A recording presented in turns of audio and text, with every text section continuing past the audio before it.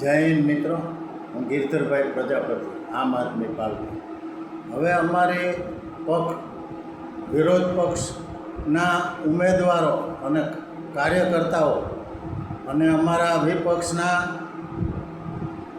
પાયલબેન સાકરિયા, રામભાઈ ધડુક, એણે તમને કામરેજની અંદર પ્રફુલભાઈ પાનસુરિયાના રહેમ નજર હેઠળ પીએસઆઈની પોલીસ ચોકીની પાછળ જીવતો જાગતો પુરાવો તમને વિડીયો સાથે દારૂના હડ્ડા બતાવ્યા છે.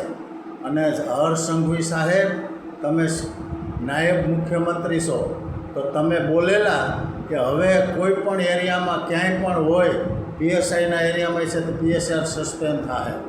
તો હવે અમારા આમ આદમી પાર્ટીના કાર્યકર્તાને તમે આ હજારો ટન કચરું જ્યાં ત્યાંથી પકડ્યું, દારૂના હડ્ડા પકડ્યા, છતાંય જો તમારી ઊંઘ ન ઉડતી હોય તો હવે તમે જાગો. અમારા કાર્યકર્તાને પકડવાથી તમને જનતાને કોઈ ફાયદો નહીં થાય, ફાયદો તમે કામ કરવાથી થાય.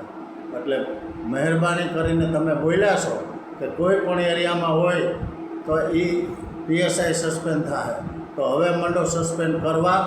અને હવે તમે ઊંઘમાંથી જાગો. જનતા જાગી ગઈ છે.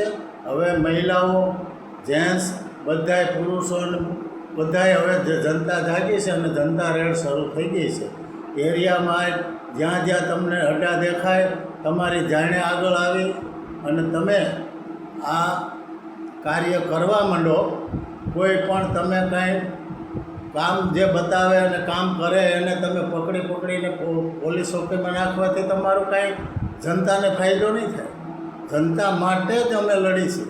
અમારી પાર્ટી રામભાઈ ધડુક, પાયલબેન સાકરિયા, ધર્મેશભાઈ ભંડેરી, બધા આગેવાનો, તુલસી લાલૈયા, બધા આગળ આવી અને તમને વિડીયો સાથે, સબૂત સાથે બતાવે છે અને માલ સાથે.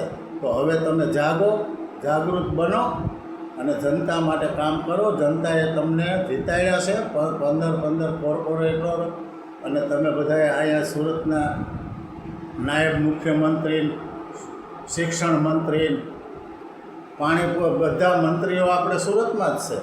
તો હવે મહેરબાની કરી આગળ આવો, જાગો. જનતા જાગી ગઈ છે. હવે તમે જાગો અને મંડો સસ્પેન્ડ કરવા. ધારાસભ્ય હોય, કોર્પોરેટર હોય, પોલીસ ચોકી હોય, જે પીએસઆઈ હોય, એને મંડો સસ્પેન્ડ કરો. જય હિન્દ, જય ભારત. જનતા હવે આપણે જાગૃત થાવ ને આપણો આત્મા જગાડો. આ લોકો ઊંઘમાં છે એને ઉઠાડો.